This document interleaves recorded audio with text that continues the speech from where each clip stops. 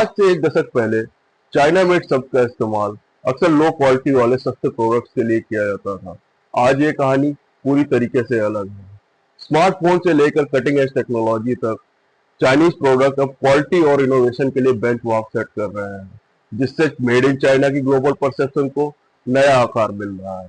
भारत जैसे देशों को सीखने के लिए बहुत कुछ है कि चाइना ने कैसे अपने हालात बदले और कैसे ग्लोबल स्टेज पर अपनी जगह बनाई। Hi guys, my name is Vivek Shah, welcome you all to my channel. आखिर चीन इतनी तेजी से कैसे ग्रो हुआ? 1980 और 1990 के दशक में बिजनेस फ्रेंडली पॉलिसीज और स्पेशल इकोनॉमिक जोन्स के निर्माण और कम वेतन के कारण चीन दुनिया का कारखाना बन गया। वर्ल्ड ट्रेड ऑर्गेनाइजेशन में चीन के प्रवेश ने बिजनेस और इन्वेस्टमेंट के कई सारे अवसर खोले। सन 2010 तक चाइना ने electric vehicle, artificial intelligence, renewable energy जैसे सभी फ्यूचरिस्टिक चीजों में इन्वेस्ट किया। उसी समय चीन ने बेल्ट एंड रोड इनिशिएटिव शुरू किया, जिसका एम ग्लोबल ट्रेड को रीशेप करना था। ऐसे में चाइना ने इंफ्रास्ट्रक्चर और मैन्युफैक्चरिंग में ढेर सारा पैसा लगाया। क्योंकि स्टेट ओन्ड बैंक देश के अधिकांश फाइनेंस कंट्रोल करते थे, इसलिए उन्होंने बड़े पैमाने के प्रोजेक्ट्स के लिए हाउस होल्ड सेविंग का भी उपयोग किया, जो उनके लिए इम्पोर्टेंट मुद्दा नहीं था। लोग पहले से ही एडवांस में सेविंग कर लिया करते थे और वन चाइल्ड पॉलिसी होने की वजह से रिटायरमेंट के बाद डिपेंड होने के लिए उनके पास ढेर सारे बच्चे भी नहीं हुआ करते। इसका असर ये हुआ, इन्वेस्टमेंट के लिए ढेर सारा पैसा अवेलेबल था, लेकिन इमीडिएट यूज के लिए कम। हालांकि वक्त जैसे जैसे बीतता गया, इन्वेस्टमेंट ड्रिवन मॉडल के लिए ढेर सारी समस्याएं पैदा होने लगी। 2008 के फाइनेंशियल क्राइसिस और कोविड पेंडेमिक क्राइसिस के बाद चाइनीज गवर्नमेंट ने कंजम्पशन की बजाय इन्वेस्टमेंट को रिवाइव करने को प्रायोरिटाइज किया। खाली इमारतें, खाली सड़कें और बेकार पड़ी फैक्ट्री, इसे इकोनॉमिक टर्म में ओवर कैपेसिटी कहा जाता है।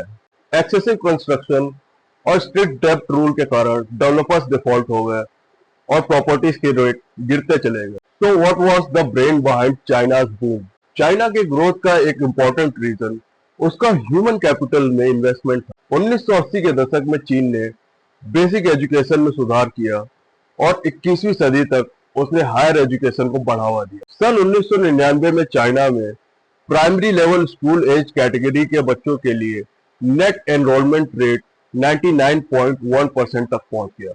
चाइना के 92% हिस्से में प्राइमरी एजुकेशन कंपलसरी करी गई, जबकि जूनियर सेकेंडरी स्कूल्स में नेट एनरोलमेंट रेट 88.5% दर्ज की गई। यंग एज और मिडिल एज वर्ग के इंडिविजुअल्स में इलिटरेसी रेट 5.5% से नीचे गिर गई, जो एजुकेशन में एक इम्पोर्टेंट प्रोग्रेस को दर्शाता है। आज चाइना के पास हाईली स्किल्ड वर्क फोर्स है, जो हाईटेक मैन्युफैक्चरिंग से लेकर एआई और क्लीन एनर्जी में रिसर्च तक सब कुछ संभाल सकता है। आज चीन कई उद्योगों से ध्यान हटाकर फ्यूचर के लिए तैयार किए जाने वाले उद्योग जैसे इलेक्ट्रिक व्हीकल, आर्टिफिशियल इंटेलिजेंस और सोलर एनर्जी पर ध्यान केंद्रित कर रहा है। आखिर भारत को चाइना जैसे देश से क्या सीख लेनी चाहिए? भारत अपने मैसिव पॉपुलेशन और फास्ट ग्रोइंग इकोनॉमी के साथ चाइना के ग्रोथ और डाउनफॉल को देखकर बहुत कुछ अचीव कर सकता है। Education, skills, health care sectors में चाइना की ग्रोथ इंप्रेसिव रही है और भारत को अपने वर्क फोर्स को कॉम्पिटिटिव और इनोवेटिव बनाने के लिए कदम उठाने की सख्त जरूरत है। इसी तरह भारत को भी चीन की तरह कम सैलरी वाले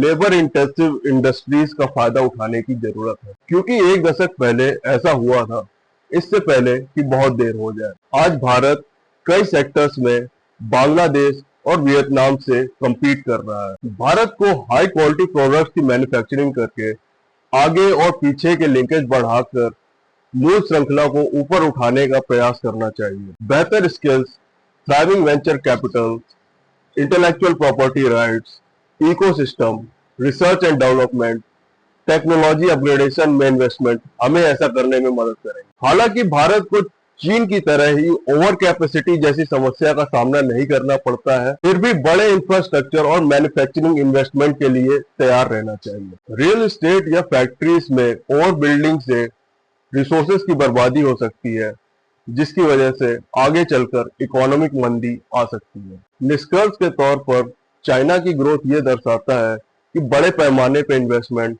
और फास्ट डेवलपमेंट से कोई भी देश बदल सकता है।